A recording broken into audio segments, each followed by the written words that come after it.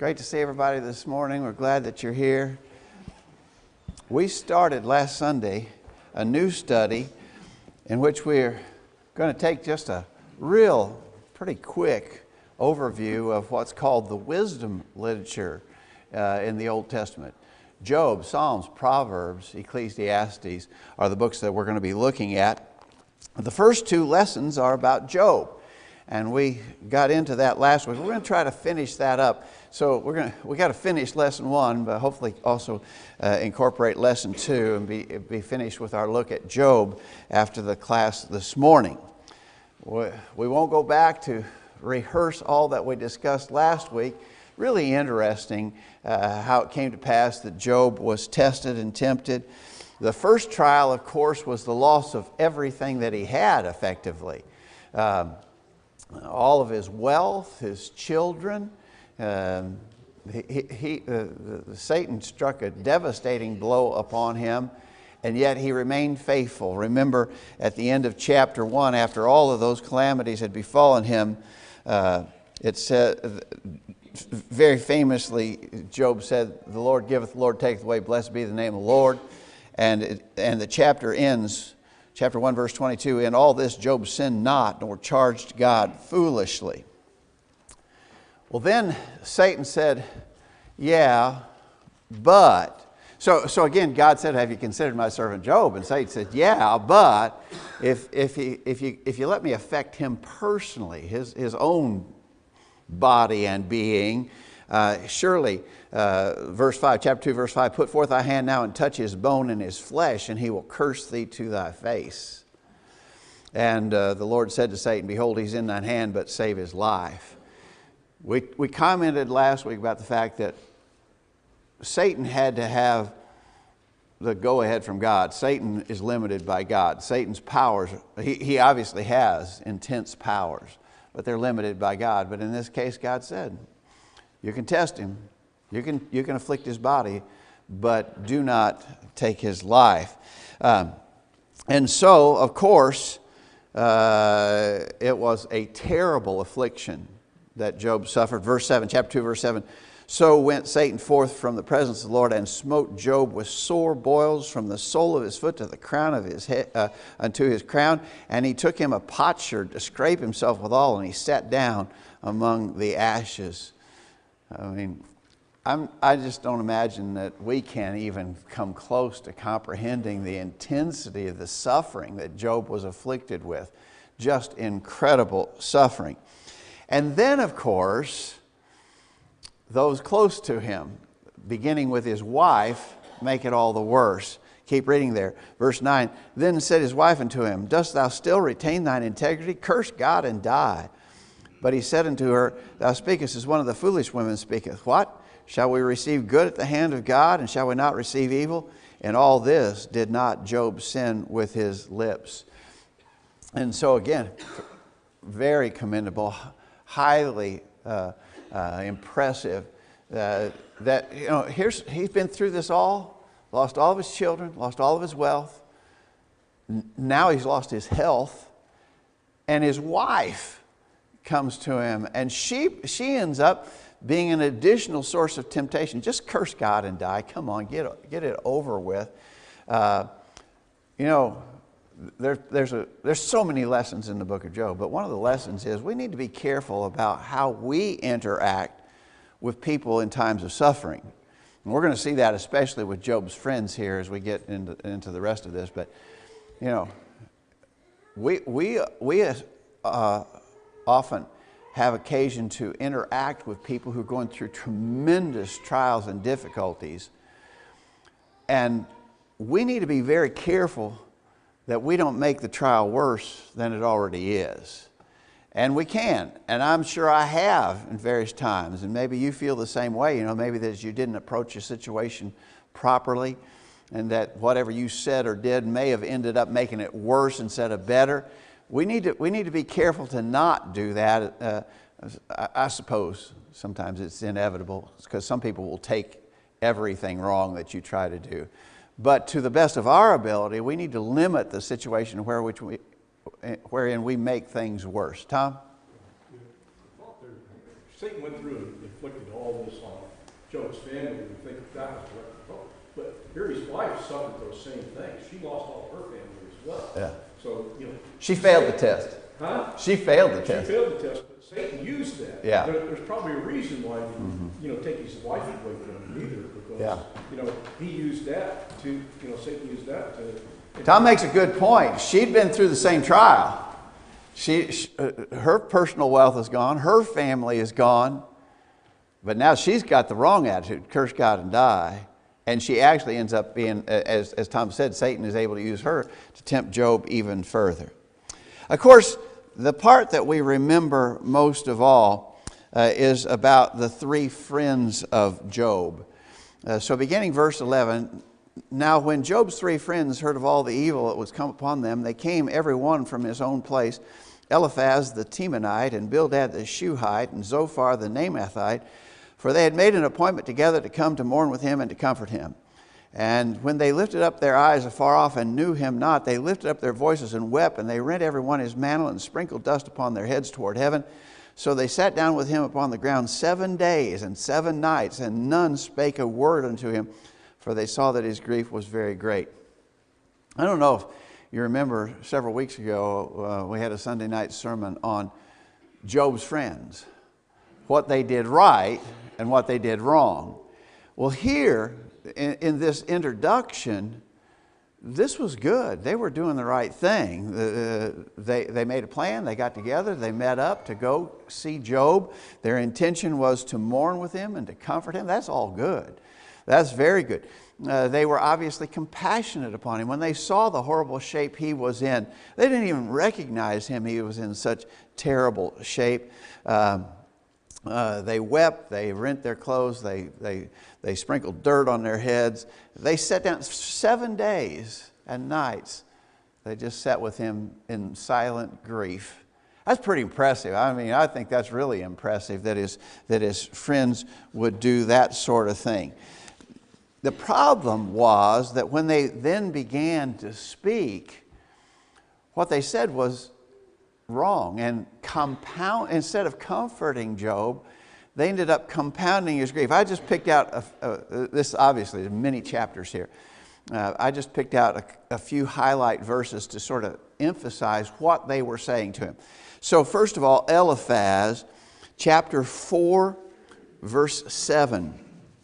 Eliphaz says, "Remember, I pray thee, whoever perished being innocent, or where were the righteous cut off?"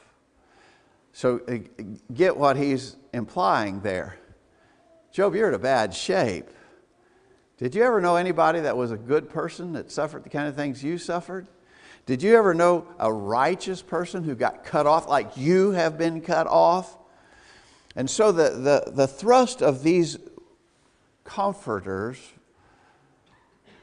is going to be, Job, the suffering that you're going through is clear evidence that you have done something terribly wrong. And you need to come clean, and you need to repent, because nobody would be suffering like you're suffering if they hadn't done. God would not put that upon somebody unless they had done something incredibly bad. And therefore we know, Job, that you did something incredibly bad, and we just want you to admit it. And we want you to confess it and repent and do the right thing. Wade? I'll have to say that, I mean, there was obviously some bad things that these three guys did. Actually, there was 4, right? A younger guy comes near the end of the story, yeah. But you have to kind of admire the fact that they even came. And the reason I'll say that is because in verse 7, it says, Satan went out in the presence of the Lord and smote Job with sore boils from the sole of his foot to the crown of his head.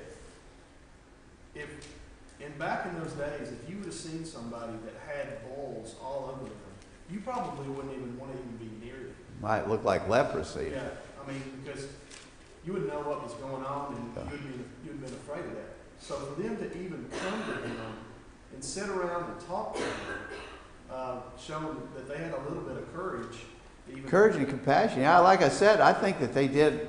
I think that the initial intention they had was commendable, very highly commendable. They did it right. They came, they mourned with him, they sat down in silence for 7 days and didn't speak. But when they began speaking, that's when they crossed over, because they did the wrong thing. So that was. So we read what Eliphaz initially said to him. Look in chapter 8, verse 6. Get a sort of a taste of what Bildad said. So chapter 8, verse 6 is Bildad. If thou wert pure and upright, surely now he would awake for thee and make the habitation of thy righteousness prosperous.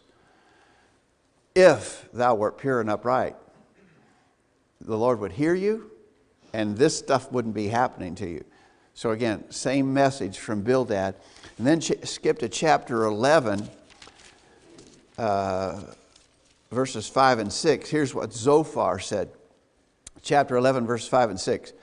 But oh, that God would speak and open his lips against thee, and that he would show thee the secrets of wisdom, that they are double to that which is. Know therefore that God exacteth of thee less than thine iniquity deserveth.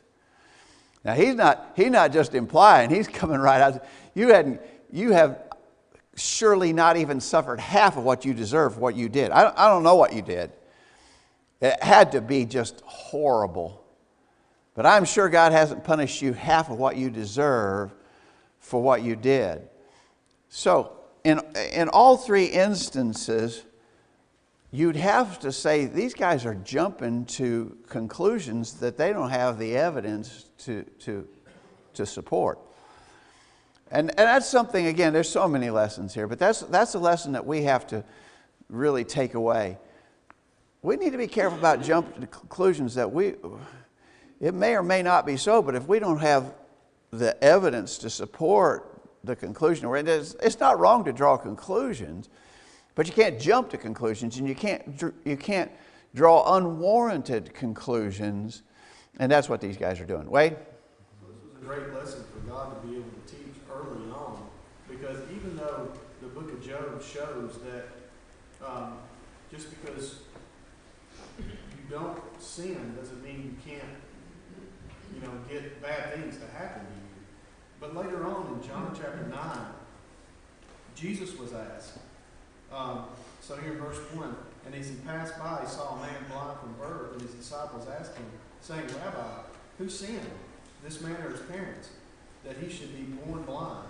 And Jesus answered, it was neither the man's sin nor his parents, but it was in order that the works of God might be displayed in him. Yeah.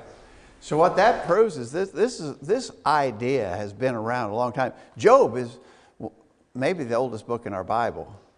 So they were thinking that back then. If you're suffering, it's because you sinned. They were still thinking that in Jesus' time. And I want to tell you, people still thinking that today. That if I'm suffering, it's proof I'm a sinner. But if if things are going well, man, my personal wealth has just been skyrocketing. I've been in good health. My prosperity is so. God's got it. Don't talk to me about your religious views, because I am obviously right with God. Look at the way He's blessing me. It is what we have come to label as the health and wealth gospel. That if you do everything right, God will just heap health and wealth upon you. Joel Osteen is the most famous proponent of this. Health and wealth. God wants you to be healthy, and He wants you to be wealthy. And if you do the right things, He will make it happen. And so here we are. We think we've advanced so far, don't we? The book of Job is an ancient book. People were thinking back then what people today are still thinking about these matters. And it's just not true. Tom? Just the opposite of that goes the same way. A lot of times we'll look out in the world and we'll see this evil, corrupt individual that just seems to be living the life of Riley, supposedly, getting wealth, everything's going his way, and we sit back and ask, why isn't God punishing him? Yeah. The most perfect proof, obviously, that bad things happen to good people is Jesus Christ himself, who was ultimately perfect. And look at the horrible things that he suffered. So it's never been true. The idea has been around forever, obviously. And Job's friends convey those thoughts to him. Now let's real quickly look at Job's response to his friends. Again, I'm just touching the hem of the garment here. So how did Job respond? Chapter 10, verse 1. Chapter 10, verse 1. My soul is weary of my life. I will leave my complaint upon myself. I will speak in the bitterness of my soul. I will say unto God, do not condemn me. Show me wherefore thou contendest with me. Is it good unto thee that thou shouldest oppress, that thou shouldest despise the work of thy hands, and shine upon the counsel of the wicked? Begin to pick up the idea that Job now, this has gone on long enough, and his friends have been piling on. Isn't that a pretty good expression that we would use? His friends are piling on. They're not making it better, they're making it worse. And all of that finally, it appears to wear Job down. And he begins to not just accuse his friends of being wrong, he begins to cast off upon God. He begins to ask that very famous question, God, why are you doing this to me? Look in chapter 13, verse 15. Chapter 13, verse 15. Though he slay me, yet will I trust in him, but I will maintain mine own ways before him. He's still trying to do the right thing. Finally go to chapter 19. He's struggling. Job is struggling with this situation. Chapter 19, verse 6. Know now that God hath overthrown me, and hath compassed me with his net. Behold, I cry out of wrong, but I am not heard. I cry aloud, but there is no judgment.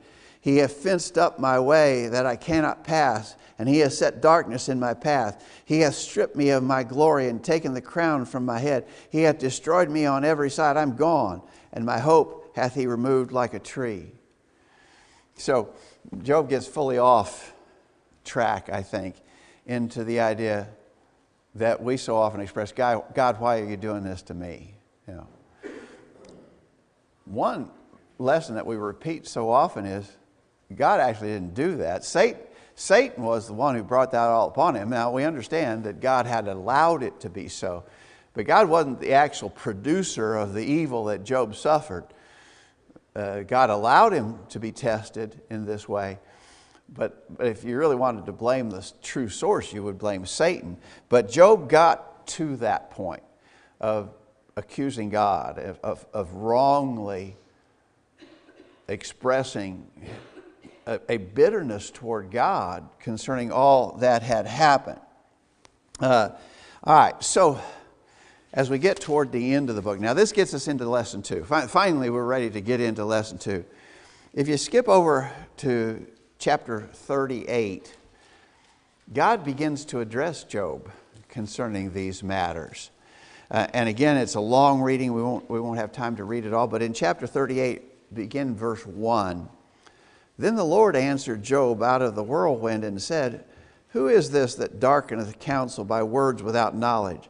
Gird up now thy loins like a man, for I will demand of thee, and answerest thou me.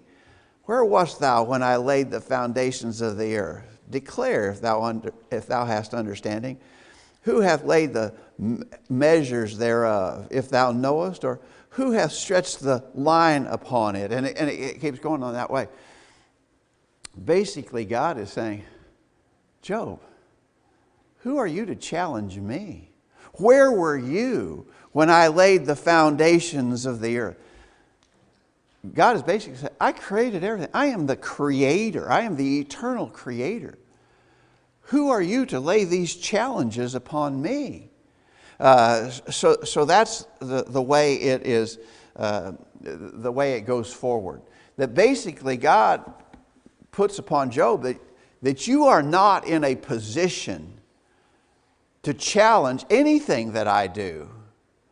And you need to understand this. You need to get yourself back in the right spot, Job, because you are not qualified to question me about anything that I have done or do. Wade? What's nice about the verses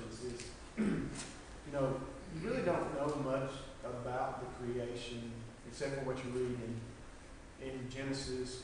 In some obscure passages in Psalms, he talks about some of the things.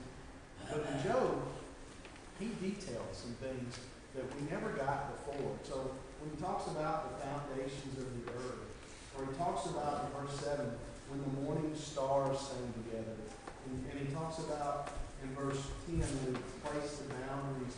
There's many things that are found in these probably three chapters here that really give us insight to things that we didn't even know. Yeah. It's still stated in fairly general terms, but he does go into detail about all the different things that he did. You know, when you think about God's creative work, you think, man, how did he get all those details ironed out? That must have really exhausted him. Day 7, God rested from his labors. I'm sure God was worn completely out from all of this. That word just means he ceased from it. He stopped his creative work on days. It doesn't mean it didn't wear him out. It didn't challenge his capacity. You know, you pick up in the summertime, a little bug crawls across, and you pick it up and you look at that little bug, and you see all the intricacies of that, just that one simple little insect. That's just one of, could we say, zillions of things that God made? How did he get that all done? How did he have time to design that little bug? It didn't challenge his capacities whatsoever. And that's basically what he's saying to Job here. Where were you when I did all this? You don't have a right to bring these charges against me. You don't have a right to challenge me concerning what I do. And so that was true of Job. That's true of us too. We don't have the right or the position to bring an accusation against God. And if we don't learn anything else from the whole story of Job, we ought to learn to never say, never let the thought enter your mind or the words cross your lips, God, why are you doing this to me? You are not in a position to ask that question. Don't ever even think it.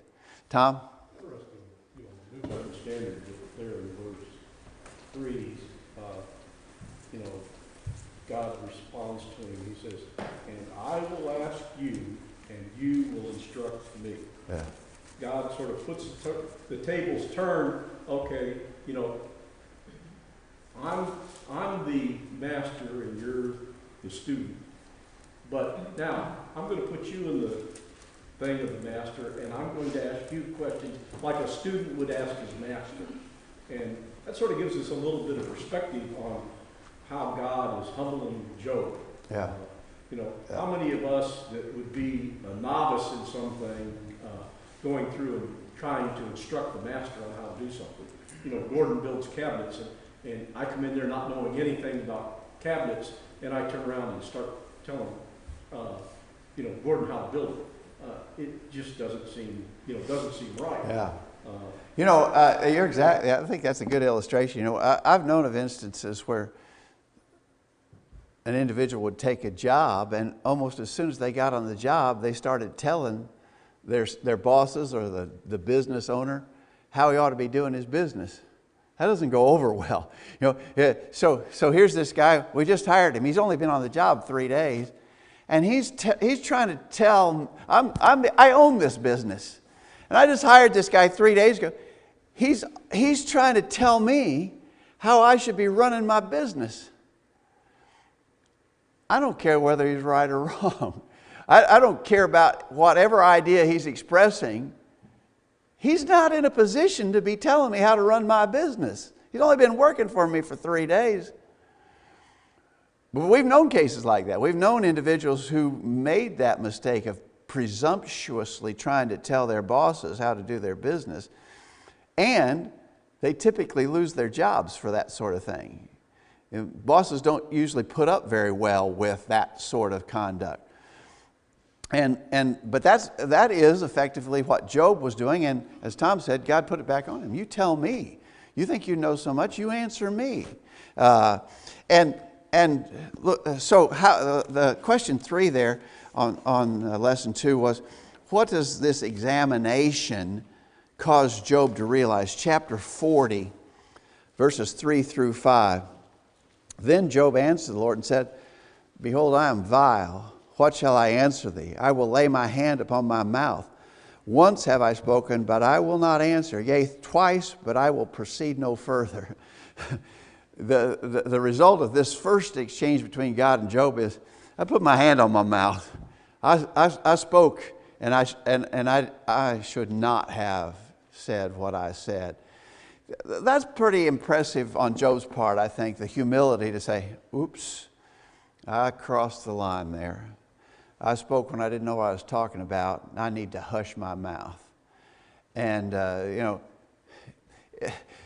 it is so hard for us. I just think as human beings, it's so hard for us to admit when we've done something wrong. And Job had done something wrong here, and God put him in his place. And to Job's great credit, he had the humility to say, put my hand on my mouth. I'm hushing up here because obviously I don't know what I'm talking about, and I need to keep my mouth shut. Tom? Also, chapter 38 it sort of shows the power of rhetorical questions.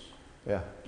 When you ask a rhetorical question, there's an obvious answer that basically doesn't require an answer at all. Yeah. But if you do answer it, you really have to have some substance to know, okay, when God asked, where were you? I wasn't there, obviously, yeah. So, that's a rhetorical question. Yeah. Paul uses that over the New Testament over and over to emphasize points and to get people to think about really why are you doing the things that you do. Yeah, exactly right.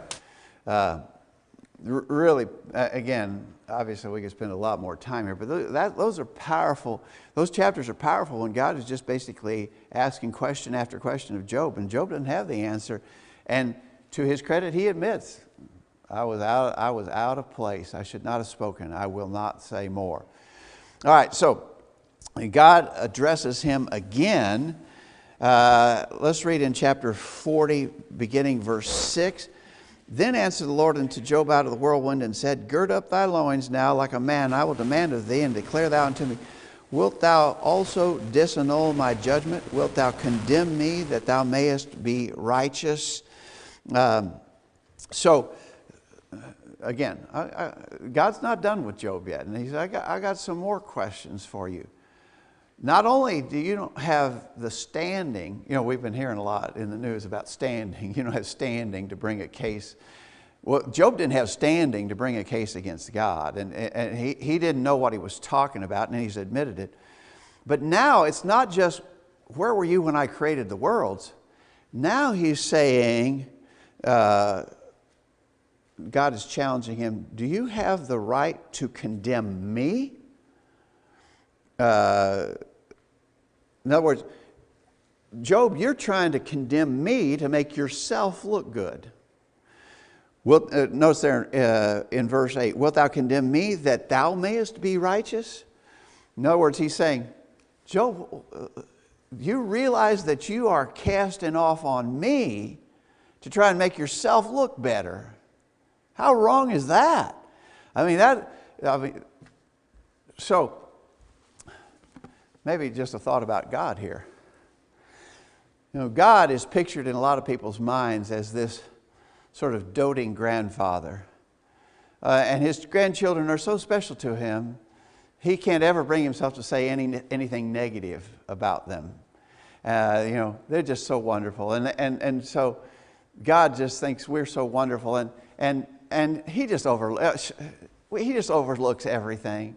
He couldn't get mad at us if he wanted to. He's just like this really loving grandfather. No. Job, in the introduction of the book, he says to Satan, have you considered my servant Job, that there's none like him? And so here Job, who by God's own evaluation is at the top of the pinnacle. He's the greatest guy on earth. And yet even with that, God is prepared to say, Job, you don't know what you're talking about. You weren't there when I created the worlds. And by the way, do you realize that you're trying to accuse me or charge me with things in an effort to make yourself look better? God is not looking the other way concerning Job's misstatements. He's not. He's throwing it right back at him. And then we might learn a little bit about God in that. We should not ever assume I'm such a good person. God's happy with me, and even if I slip now and then, He'll overlook that because he just loves me so much, and I'm so special. No, that is not true. All right. So the challenge is put to Job. Keep reading there, chapter 40, verse 9. Hast thou an arm like God, or hast thou thunder with a voice like Him? Deck thyself now with majesty and excellency, and array thyself with glory and beauty. Cast abroad the rage of thy wrath, and behold everyone that is proud, and behold everyone that is proud, and abase him. Look on everyone that is proud, and bring him low, and tread down the wicked in their place. Hide them in the dust together, and bind their faces in secret. Then will I also confess unto thee that thine own right hand can save thee. So the gist of this is not just dealing with physical creation, but dealing with the evil in the world and how you portray yourself and how you will deal with those who are wicked. And if you can do all the things that I just mentioned, God says, then I will agree that you can save yourself with your own right hand. But obviously, you can't do that, right? So that's the way that it is approached. Finally, chapter 42. In chapter 42, here's how Job ultimately comes to think about all of this. Chapter 42, verse 1. Then Job answered the Lord and said, I know that thou canst do everything, and that no thought can be withholden from thee. Who is he that hideth counsel without knowledge? Therefore have I uttered that I understood not, things too wonderful for me which I knew not. Hear, I beseech thee, and I will speak. I will demand of thee, and declare thou unto me. I have heard of thee by the hearing of the ear, but now mine eye seeth thee. Wherefore I abhor myself, and repent in dust and ashes. So, Job has come full circle on that.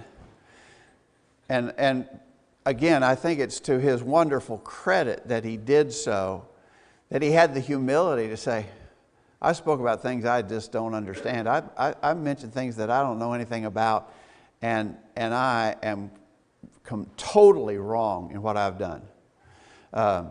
So he acknowledges that, he confesses that, and that's to his credit as well. You have to believe that one of the reasons why Job is and was the great man that he was because he had a tender heart that could be touched with the reality of his own wrongs and sins.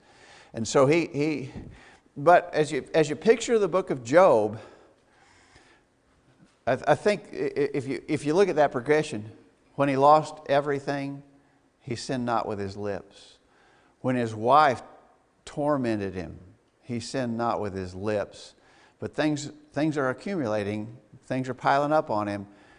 When his friends come and falsely accuse him, finally then he begins to, he has been worn down, and he begins to accuse God.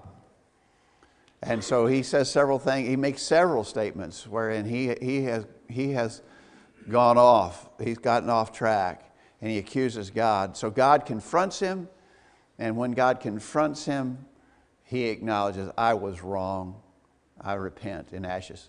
Wade. So here he says, I have heard of thee by the hearing of the ear, and now I see thee. I don't know if he actually saw God or if I think that's figurative. But if you think about for us, how helpful it is to us, and look over the book of John chapter 20, verse 28.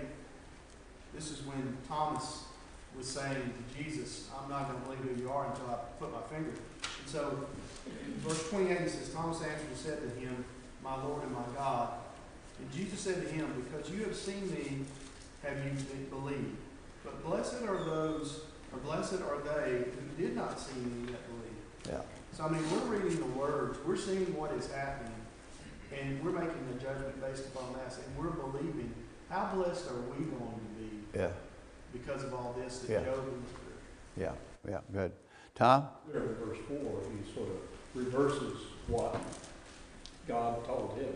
So here's Job speaking now, when it was God speaking before, and Job says, I will ask you, and you will instruct me. Yeah. So it flipped. And gets it back the way it's supposed to be. Right. Yeah, exactly right. All right. Again, those first 6 verses of chapter 42 wonderfully describe Job's repentance and his right attitude. He's just a great guy. Monty? We see that here's sort of from the beginning of this, when Job was beginning, he started out, he's just saying, I don't understand. Probably he believed a little bit of that health and wealth doctrine also, because he'd been being a good person. Obviously, he knew he was to the best of his ability or knowledge, thought he was doing what was right, and God had blessed him bountifully for it. And now all of a sudden it's gone, but he didn't know what he'd done. And so I think that he's starting out wondering, I haven't done anything. He had confidence in what he'd been doing, that he was righteous. And I think that's a lesson for us. We don't need to be overconfident.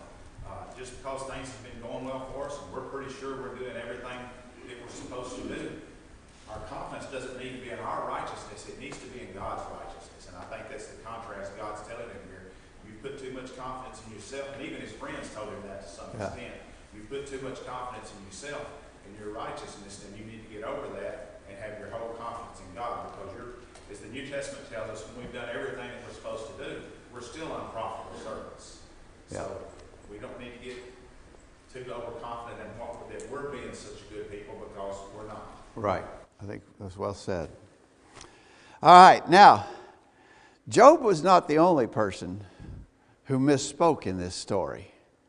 Who else misspoke in the story? Job's friends, right? His false accusers. The ones who had initially come with noble purposes to comfort him, but ended up to be falsely accusing him. God's not going to overlook that either. Still there in chapter 42, look at verse 7. And it was so that after the Lord had spoken these words unto Job, that the Lord said to Eliphaz the Temanite, My wrath is kindled against thee, and against thy 2 friends. For ye have not spoken of me the thing that is right, as my servant Job hath.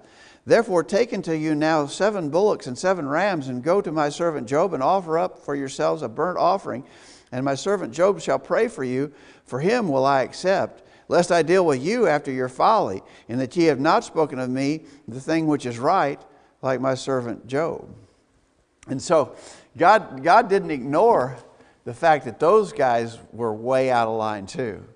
And he said, you better take measures to get right, offer sacrifices and so forth. Remember, in the offering of these sacrifices, we're talking about patriarchal times. We're not talking about law of Moses times. And so they would have been patriarchs themselves. And so in the offering of sacrifices, that was in accordance with the patriarchal system. So, Job. Lots to learn from Job. And he's referenced in the New Testament, as you well remember, in the book of James, chapter 5. James chapter 5, at verse 11. Behold, we count them happy which endure. Ye have heard of the patience of Job, and ye have seen the end of the Lord, that the Lord is very pitiful and of tender mercy. So he's held up as an example. By the way, that would argue clearly what we understood anyway. Job's a real historical character. This is not a make-believe story. This is not mythology. This is not just some folklore tale that was passed down in Jewish history. Job's a real person, and James, by inspiration, references him. Of course, that expression, the patience of Job, that's an expression that we even use. You know, if someone deals with problems in a very good way, whatever. We may often say, that guy, he has the patience of Job. Well, that's where the expression comes from, but we know the story itself certainly establishes that. Real quickly, we're just out of time. Of course, everything was restored to him. Chapter 42, verse 12. So the Lord blessed the latter end of Job more than his beginning, for he had 14,000 sheep and 6,000 camels and 1,000 yoke of oxen and 1,000 she-asses. He had also 7 sons and 3 daughters. That's what he had before, right? And he called the name of the first Jemima. You know, a lot of people didn't know. Did you know Jemima is a Bible name? There it is. And then it goes on and names them. After this, verse 16, after this lived Job 140 years and saw his sons and his sons' sons, even 4 generations. So Job died being old and full of days. And so, in the end, all that he had lost was restored to him, and God blessed him. But there were some lessons to learn in between. All right, thanks everybody. Lord willing, next week we'll start looking at some of the Psalms, lesson 3. And we'll look forward to that. Thank you.